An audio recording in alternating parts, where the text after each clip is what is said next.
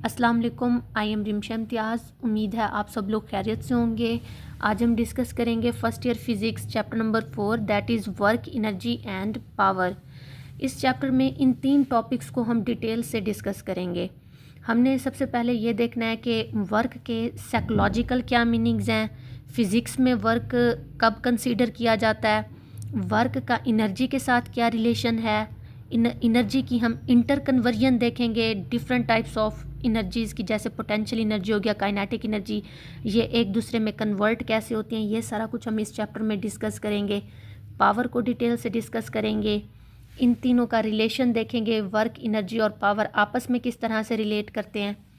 ये जो हमारे पास एनर्जी होती है, ये the capacity of a body to do work, एक बॉडी के अंदर वर्क करने की कितनी कैपेसिटी है वो हमें एनर्जी बताती है।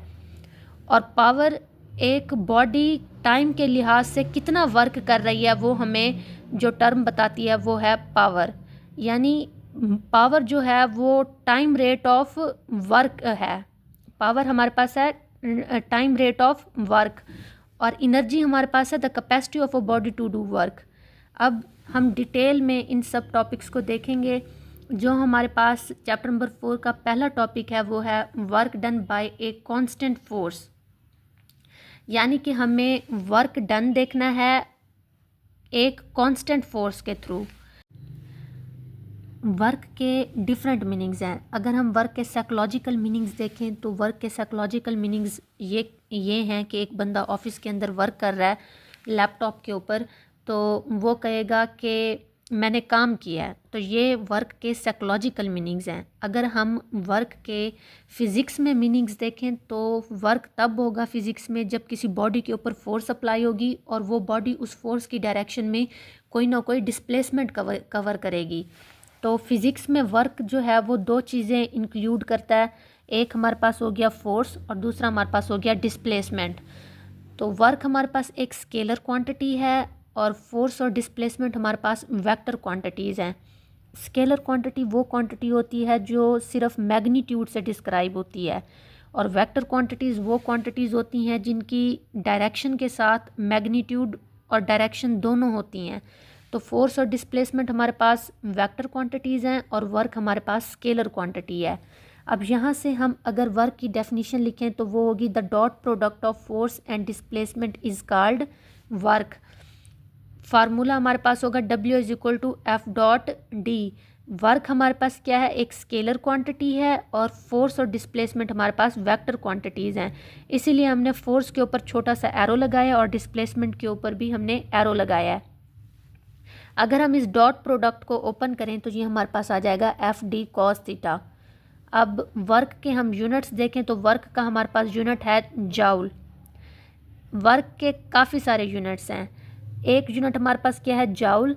दूसरा यूनिट हमारे पास है न्यूटन मीटर, यानी कि अगर इसके फार्मूले से ही हम इसका यूनिट निकालें, फोर्स का हमारे पास यूनिट हो गया न्यूटन और डिस्प्लेसमेंट का हमारे पास यूनिट हो गया मीटर। अब इसको अगर हम मज़ीद ओपन करके लिखें तो ये हो जाएगा किलोग्राम मीटर पर सेकंड स्क्वायर, और ये वाला मीटर उसी तरह से। अब ये किलोग्राम मीटर पर सेकंड स्क्वायर कहाँ से आया, हमने न्यूटन का सेकंड लॉ पढ़ा है F=ma। तो इसमें m हमारे पास क्या है, मैस, और a हमारे पास है एक्सेलरेशन। मैस को सिस्टम इंटरनेशनल में किलोग्राम से मेजर करते हैं और एक्सेलरेशन को मीटर पर सेकंड स्क्वायर। तो f ये किसके बराबर हो जाएगा, न्यूटन के। तो ये न्यूटन की जगह हम लिख सकते हैं किलोग्राम मीटर पर सेकंड स्क्वायर। ये आ गया किलोग्राम मीटर पर सेकंड स्क्वायर, और ये मीटर वहीं हमारे पास। अब इसमें देखें तो ये भी हमारे पास मीटर है और ये भी हमारे पास मीटर है। अलजबरा का रूल है कि जब हमारे पास बेस सेम होती है तो ये जो पावर्स होती हैं ये हमारे पास ऐड होती हैं। तो ये इस m की पावर इधर भी हमारे पास 1 है और इधर भी m की पावर 1 है। बेस सेम है तो ये पावर्स ऐड हो जाएंगी। ये हमारे पास हो जाएगा किलोग्राम वैसे ही, और ये मीटर स्क्वायर हो जाएगा, पावर्स ऐड होंगी, और ये पर सेकंड स्क्वायर। तो ये हमारे पास वर्क के 3 यूनिट्स हो गए, एक जाउल हो गया, एक न्यूटन मीटर हो गया, और एक किलोग्राम मीटर स्क्वायर पर सेकंड स्क्वायर। अब इस चैप्टर में हमारे पास वर्क का जो पहला टॉपिक है वो है work done by a constant force. Constant force कौन सी फोर्स होती है, यानी कि जो फोर्स वेरी ना कर रही हो, फोर्स की मैग्नीट्यूड और डायरेक्शन तब्दील ना हो रही हो, वो हमारे पास क्या हो, कांस्टेंट हो। कांस्टेंट का मतलब होता है नो चेंज। चेंज मतलब हमारे पास क्या है इसमें, ज़ीरो। चेंज हमारे पास क्या हो, ज़ीरो। वो चीज़ हमारे पास क्या होती है, कांस्टेंट। चेंज हमारे पास क्या है इसमें, ज़ीरो। तो इसमें हम क्या करेंगे, फोर्स जो है वो चेंज नहीं हो रही। अब ये हमारे पास एक ब्लॉक है, ये एक सिनेरियो है, इसको देखते हैं। ये हमारे पास एक ब्लॉक है। अब ये एक बंदा है, ये इस ब्लॉक को डिस्प्लेस करवा रहा है पोजीशन ए से पोजीशन बी की तरफ, यानी कि ये इस ब्लॉक को इस पोजीशन से उठा के इस पोजीशन की तरफ ले जा रहा है, घसीट रहा है रस्सी से। अब ये जो फोर्स अप्लाई कर रहा है, ये जो रस्सी है ये इस तरह से है, मतलब स्लोप फॉर्म में है, और ये जो ब्लॉक डिस्प्लेसमेंट कर रहा है वो सीधा इस तरह से सामने की तरफ डिस्प्लेसमेंट कर रहा है, ये इस ऐसे सीधी लाइन में। और ये जो फोर्स जो है वो कोई ना कोई हमारे पास एंगल थीटा बना रही है इस डिस्प्लेसमेंट के साथ। डिस्प्लेसमेंट हमारे पास सीधा आगे की तरफ है, और ये जो फोर्स अप्लाई कर रहा है रस्सी के साथ, उसने यहाँ से बांधा हुआ है इस ब्लॉक को, और वो इस ब्लॉक को अपनी तरफ खींच रहा है, पोजीशन बी की तरफ लेके जा रहा है, यानी वो ब्लॉक को इस पोजीशन से इस पोजीशन की तरफ डिस्प्लेस करवा रहा है।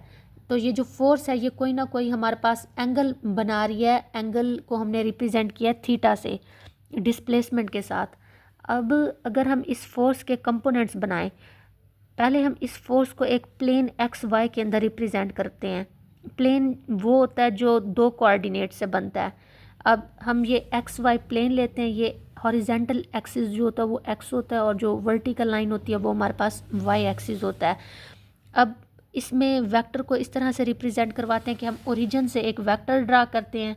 हमने फोर्स के कंपोनेंट्स देखने हैं, तो हम ये जो हमारे पास फोर्स है इसको ओरिजिन से ड्रा करेंगे। ये हमारे पास क्या हो गया, फोर्स एफ, ये वेक्टर फोर्स को रिप्रेजेंट कर रहा है।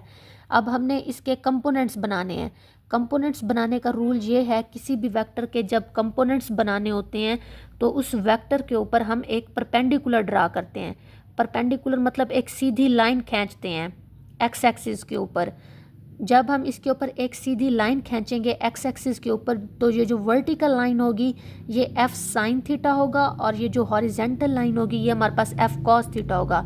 ये एफ साइन थीटा और एफ कॉस थीटा ये दोनों फोर्स वेक्टर के कंपोनेंट्स हैं, यानी कि ये दोनों किसके पार्ट्स हैं, फोर्स के, एफ साइन थीटा और एफ कॉस थीटा। हमने फोर्स के कंपोनेंट्स इसलिए किए हैं क्योंकि ये जो डिस्प्लेसमेंट है ये सीधा सीधा हॉरिजेंटल डायरेक्शन में है, और जो फोर्स है वो कोई ना कोई हमारे पास एंगल बना रही है। हमने फोर्स का वो कंपोनेंट लेना है जो डिस्प्लेसमेंट की डायरेक्शन में हो। अब इसको अगर हम देखें तो ये हमारे पास इस तरह से हो रहा है, यानी कि डिस्प्लेसमेंट हमारे पास वेक्टर लें तो वो ये है, और फोर्स का वेक्टर लें तो वो इस तरह से एंगल थीटा बनाएगा डिस्प्लेसमेंट वेक्टर के साथ। हमने क्या किया, फोर्स के कंपोनेंट्स बना दिए, और फोर्स का हम वो कंपोनेंट कंसीडर करेंगे जो डिस्प्लेसमेंट की डायरेक्शन में है। तो अब यहाँ से देखें फोर्स का कौन सा कंपोनेंट है जो डिस्प्लेसमेंट की डायरेक्शन में है, एफ कॉस थीटा, क्योंकि डिस्प्लेसमेंट हॉरिजेंटली ये डिस्प्लेसमेंट हो रहा है ना इसमें। तो फोर्स का वो कंपोनेंट जो हॉरिजेंटल डायरेक्शन में है वो एफ कॉस थीटा है। तो वर्क में हम एफ कॉस थीटा लेंगे, सिर्फ एफ नहीं लेंगे। हमने फोर्स का वो कंपोनेंट लेना है जो डिस्प्लेसमेंट की डायरेक्शन में है, और ये हमारे पास एफ कॉस थीटा जो है ये component of force in the direction of displacement. That's why we have used the dot product in its formula. Work is equal to F dot D, क्योंकि डॉट प्रोडक्ट को जब हम open करेंगे तो ये हमारे पास कॉस थीटा के बराबर आती है। ये F cos theta basically force का कंपोनेंट है इस प्रोडक्ट में। ये एफ यहाँ से और ये cos theta, F cos theta ये बेसिकली हमारे पास क्या है, फोर्स का कंपोनेंट है जो डिस्प्लेसमेंट की डायरेक्शन में है, एफ कॉस थीटा। और ये डी, जब क्योंकि वर्क हमारे पास फोर्स और डिस्प्लेसमेंट से होता है, और फोर्स भी वो जो डिस्प्लेसमेंट की डायरेक्शन में हो। अगर फोर्स डिस्प्लेसमेंट की डायरेक्शन में नहीं है तो हम फोर्स के कंपोनेंट्स बना लेंगे और उसका वो कंपोनेंट लेंगे जो डिस्प्लेसमेंट की डायरेक्शन में हो। इसीलिए हमने इसके फार्मूले में डॉट प्रोडक्ट यूज़ किया है। The dot product of force and displacement is called work.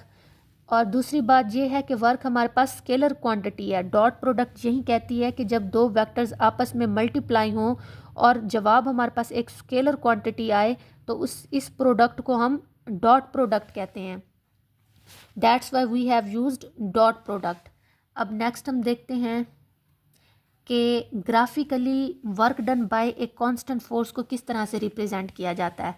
अब एक्स एक्सिस जो होता है वो हमारे पास इंडिपेंडेंट एक्सिस होता है और जो वाई एक्सिस होता है वो हमारे पास डिपेंडेंट एक्सिस होता है। अब एक्स एक्सिस जो है हॉरिजेंटल लाइन एक्स एक्सिस को रिप्रेजेंट करती है और वर्टिकल लाइन हमारे पास वाई एक्सिस को रिप्रेजेंट करती है। जो चीज़ दूसरों पे डिपेंड ना कर रही हो उसको हम एक्स एक्सिस पे रखते हैं, यानी कि जो इंडिपेंडेंट हो। इसमें डिस्प्लेसमेंट हमारे पास इंडिपेंडेंट है तो इसको हम एक्स एक्सिस पे रखेंगे। फोर्स जो है वो डिस्प्लेसमेंट पे डिपेंड कर रही है तो इसको हम वाई एक्सिस पे रखेंगे। ये डिपेंडेंट कंपोनेंट है। जब भी कोई ग्राफ ड्रा करते हैं तो एक्स एक्सिस पे इंडिपेंडेंट कंपोनेंट को रखते हैं और जो डिपेंडेंट वैल्यूज़ होती हैं उनको हम वाई एक्सिस पे रखते हैं। अब हमने ग्राफ ड्रा करना है फोर्स और डिस्प्लेसमेंट के दरमियान। यहाँ पे सिर्फ फोर्स नहीं आएगा, यहाँ पे आएगा एफ कॉस थीटा, यानी कि यहाँ पे हम फोर्स का वो कंपोनेंट लेंगे जो डिस्प्लेसमेंट की डायरेक्शन में हो।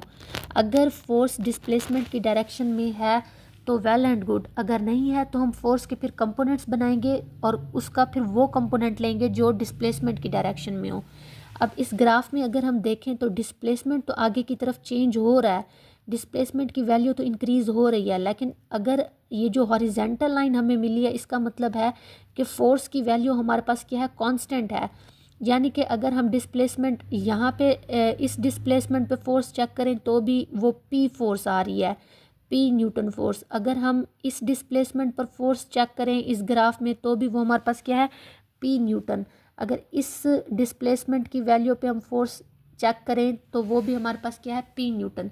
इट मीन्स के डिस्प्लेसमेंट तो हमारे पास इंक्रीज़ हो रहा है हॉरिजेंटल डायरेक्शन में, लेकिन फोर्स की वैल्यू जो है वो क्या है, कांस्टेंट है, क्योंकि हमारा टॉपिक यही था कि हमने वर्क डन निकालना था कांस्टेंट फोर्स से। अब इसमें अगर हम एरिया ले लें इसको, ये जो हमारे पास ग्राफ मिला है वो ये हॉरिजेंटल लाइन है। ये हॉरिजेंटल लाइन हमारे पास क्या है, ग्राफ है।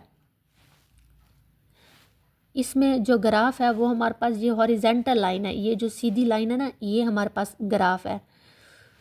अब अगर हम इस ग्राफ को इस तरह से नीचे मिला लें एक्स एक्सिस के साथ और इस रेक्टेंगल का एरिया फाइंड करें तो वो हमारे पास वर्क डन के बराबर होगा।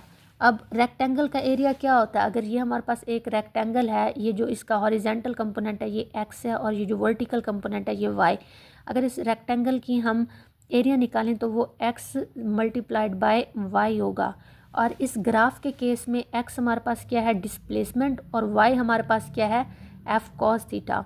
तो एरिया हमारे पास क्या होगा, f cos theta cross d, f cos theta cross d। और ये हमारे पास किसके बराबर आता है, वर्क के। ये हमारे पास किसका फार्मूला है, वर्क का, f cos थीटा d। तो area under the force and displacement graph is equal to work done by a constant force. इसमें एफ कॉस थीटा जो है वो कांस्टेंट है, क्योंकि हम कांस्टेंट फोर्स के लिए देख रहे हैं ना, इसका मतलब है कि फोर्स की मैग्नीट्यूड और डायरेक्शन चेंज नहीं होंगे इसमें। अब नेक्स्ट हमने ये देखना है कि फोर्स वर्क हमारे पास कब मैक्सिमम होगा, वर्क कब हमारे पास मिनिमम होगा, वर्क की वैल्यू कब हमारे पास नेगेटिव होगी और कब हमारे पास पॉजिटिव होगी। क्योंकि इसके अंदर कॉस थीटा यूज़ हो रहा है, हम थीटा की डिफरेंट वैल्यूज़ के ऊपर कॉस की वैल्यू निकालेंगे और उससे हम फाइंड करेंगे कि वर्क हमारे पास कब मैक्सिमम है और कब मिनिमम है। अब जब थीटा हमारे पास 0 डिग्री होता है तो वर्क हमारे पास मैक्सिमम होता है। इसकी रीज़न क्या है, क्योंकि अगर हम कॉस के अंदर 0 डिग्री पुट करते हैं, कॉस 0 हमारे पास किसके बराबर होता है, 1 के। ये ट्रिग्नोमेट्री है, ट्रिग्नोमेट्री के अंदर इनकी वैल्यूज़ जो हैं वो फिक्स होती हैं। कॉस 0 की वैल्यू फिक्स है, that is equal to 1। Cos 90 की वैल्यू फिक्स है, that is equal to 0। Cos 180 degree बराबर होता है -1 के। तो ये जो हमारे पास है, हम नेक्स्ट इसको हम इस तरह से समझते हैं, जैसे हमारे पास एक स्फीयर होता है, सफ़ियर के अंदर जो एंगल्स होते हैं वो 360 डिग्री तक होते हैं, यानी 0 से शुरू होकर 360 डिग्री तक जाते हैं। ये जो हॉरिजेंटल लाइन से शुरू होता है ये 0 डिग्री होता है, बिल्कुल जो स्ट्रेट लाइन वर्टिकल होती है यहाँ पे 90 डिग्री होता है, यहाँ पे 180 डिग्री होता है, यहाँ पे 270 डिग्री और यहाँ पे 360 डिग्री। मतलब एक क्लोज अगर हम एक पॉइंट से शुरू करें और दोबारा उसी पॉइंट पर आकर ख़त्म करें अपने पाथ को सर्कुलर फॉर्म में, तो जो एंगल की वैल्यू होगी वो 360 डिग्री होगी। तो इसमें अगर हम देखें 0 डिग्री को कॉज के अंदर पुट करें तो जो हमारे पास वैल्यू आती है वो है 1, और कॉज के अंदर अगर हम 90 डिग्री को पुट करें वो वैल्यू आती है 0। 180 डिग्री पे कॉज की वैल्यू आती है -1, 270 डिग्री पे कॉज की वैल्यू आती है 0। ये हमारे पास याद करनी है, इनकी वैल्यूज़ जो हैं ये याद करनी है। अब नेक्स्ट हम क्या करेंगे, अब ये देखना है कि कब हमारे पास वर्क मैक्सिमम होगा और कब हमारे पास वर्क मिनिमम होगा। अब वर्क के फार्मूले के अंदर ये जो W=FD cos थीटा था, इसके अंदर हम थीटा की वैल्यूज़ पुट करेंगे और वर्क निकालेंगे। अब इसमें देखें ये हमारे पास वर्क जो है, ये वर्क का फार्मूला है FD cos थीटा। थीटा के अंदर 0 डिग्री पुट करें, cos 0 हमारे पास 1 होता है, तो आंसर आ गया FD। इट मीन्स के वर्क हमारे पास क्या होगा, मैक्सिमम। और जब थीटा की वैल्यू 0 डिग्री से बड़ी होगी और 90 डिग्री से कम होगी, यानी जो थीटा है वो 0 और 90 के दरमियान में रहेगा, तो वर्क हमारे पास क्या होगा, पॉजिटिव। और जब थीटा की वैल्यू हमारे पास 90 डिग्री होगी तो वर्क हमारे पास 0 होगा, क्योंकि cos 90 degree is equal to 0। ये वैल्यूज़ याद करनी है ट्रिग्नोमेट्री के अंदर। और जब थीटा की वैल्यू 90 डिग्री और 180 डिग्री के दरमियान होगी तो वर्क हमारे पास क्या होगा, नेगेटिव। 180 डिग्री पर भी हमारे पास वर्क मैक्सिमम होगा लेकिन नेगेटिव में होगा, क्योंकि cos 180 degree is equal to -1, और FD जब -1 से मल्टीप्लाई हो जाएगा तो ये -FD होगा, तो ये वर्क भी हमारे पास मैक्सिमम होगा लेकिन नेगेटिव होगा, नेगेटिव मैक्सिमम होगा। 0 डिग्री पर पॉजिटिव मैक्सिमम होगी वर्क की वैल्यू और 180 डिग्री पर नेगेटिव मैक्सिमम होगी वर्क की वैल्यू। नेक्स्ट हम देखते हैं कि वर्क की वैल्यू कब मिनिमम होगी और कब हमारे पास मैक्सिमम होगी। ये इस चीज़ की अंडरस्टैंडिंग इस तरह से करनी है कि ये जो 0 है इधर वर्क मैक्सिमम है, जब एंगल हमारे पास 90 डिग्री है तो वर्क हमारे पास मिनिमम है। 0 और 90 के दरमियान हमारे पास जो वर्क है वो पॉजिटिव है। 90 और 180 के दरमियान में वर्क हमारे पास नेगेटिव है, यानी कि थीटा की वैल्यू 90 से अगर ज़्यादा हो और 180 से कम हो तो हमारे पास वर्क जो होगा वो क्या होगा, नेगेटिव होगा। 180 डिग्री के ऊपर वर्क हमारे पास मैक्सिमम होगा लेकिन उसकी वैल्यू जो है वो क्या होगी, नेगेटिव होगी, मतलब नेगेटिव मैक्सिमम होगा। 270 डिग्री पर अगेन हमारे पास 0 होगा। 360 डिग्री पे अगेन हमारे पास क्या होगा, मैक्सिमम होगा और पॉजिटिव होगा। ये कॉज की वैल्यूज़ हैं। 0 डिग्री पर कॉज की वैल्यू 1 होती है, 90 डिग्री पर कॉज की वैल्यू 0 होती है, 180 डिग्री पर कॉज की वैल्यू -1 होती है, 270 डिग्री पर कॉज की वैल्यू 0 होती है। अब हमने कंडीशंस देखनी है कि कब हमारे पास वर्क 0 होगा या मिनिमम होगा और कब हमारे पास वर्क जो है वो मैक्सिमम होगा। अब हमें पता है कि वर्क के अंदर दो चीज़ें हैं, फोर्स और डिस्प्लेसमेंट। अगर इन दोनों में से कोई एक चीज़ भी 0 हो जाए तो वर्क हमारे पास क्या होगा, 0, क्योंकि 0 किसी भी चीज़ से मल्टीप्लाई हो उस चीज़ को 0 कर देती है। और वर्क के फार्मूले में फोर्स और डिस्प्लेसमेंट आपस में मल्टीप्लाई हो रहे हैं, तो अगर फोर्स हमारे पास 0 हो तो भी वर्क 0 होगा, डिस्प्लेसमेंट हमारे पास 0 हो तो भी हमारे पास वर्क 0 होगा। अब हम एग्जाम्पल से इस चीज़ को समझने की कोशिश करते हैं कि कब हमारे पास फोर्स 0 होगी तो वर्क 0 होगा। अब एक किताब है वो टेबल के ऊपर पड़ी हुई है, अब वो टेबल के ऊपर रेस्ट पोजीशन में है। रेस्ट पोजीशन पर क्यों है, क्योंकि उसके ऊपर फोर्स नहीं अप्लाई हो रही। जब फोर्स नहीं अप्लाई हो रही इस बुक के ऊपर तो ये कोई डिस्प्लेसमेंट कवर नहीं करेगी, डिस्प्लेसमेंट कवर नहीं करेगी तो इसके ऊपर कोई वर्क नहीं होगा। इट मीन्स कि इस बुक के ऊपर वर्क क्या है, 0। क्यों, क्योंकि फोर्स 0 है, फोर्स 0 है तो डिस्प्लेसमेंट 0 है, उसके बाद हमारे पास वर्क 0 होगा। तो अगर हम इसमें देखें नेक्स्ट कंडीशन हमारे पास D = 0, इसमें हम ये एग्जांपल कोड कर सकते हैं। एक बंदा है जो दीवार को धक्का दे रहा है, यानी कि फोर्स लगा रहा है दीवार के ऊपर दोनों हाथों से। ये दीवार के ऊपर फोर्स लगा रहा है F, लेकिन दीवार कोई डिस्प्लेसमेंट कवर नहीं करेगी, फोर्स अप्लाई हो रही है लेकिन डिस्प्लेसमेंट नहीं हो रहा, तो इस कंडीशन में भी वर्क हमारे पास क्या होगा, ज़ीरो होगा। अब नेक्स्ट एग्जाम्पल हमारे पास है, एक बंदा है वो बाल्टी लेके जा रहा है।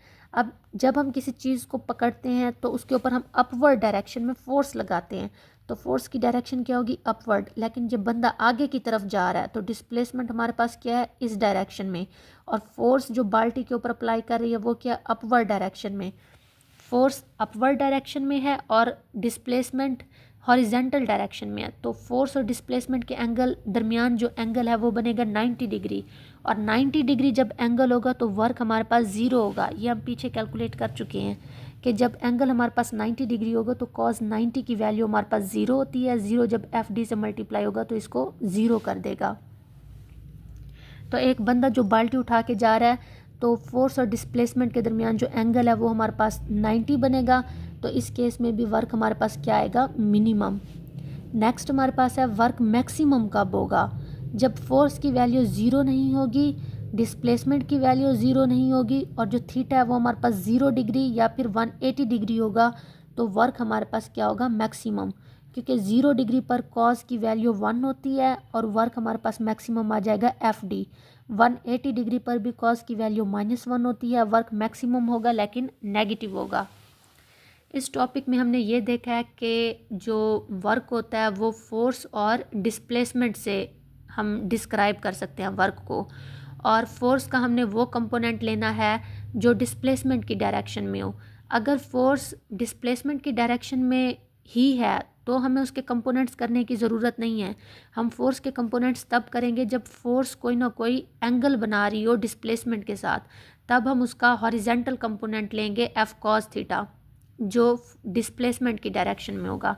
उसके बाद हमने इसका फार्मूला डिस्कस करना है, इसका यूनिट बताना है सिस्टम इंटरनेशनल में।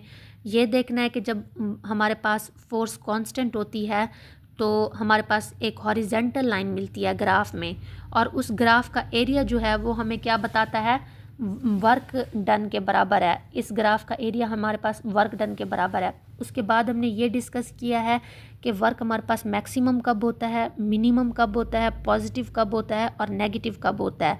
ये वर्क की ये सारी वैल्यूज़ डिपेंड करती हैं थीटे की वैल्यूज़ के ऊपर, यानी कि थीटा की जो वैल्यू है हम उसको कॉस के अंदर पुट करेंगे और उसके ज़रिए हम वर्क निकालेंगे। उसके बाद हमने ये डिस्कस किया है कि वर्क मिनिमम कब होगा और मैक्सिमम कब होगा।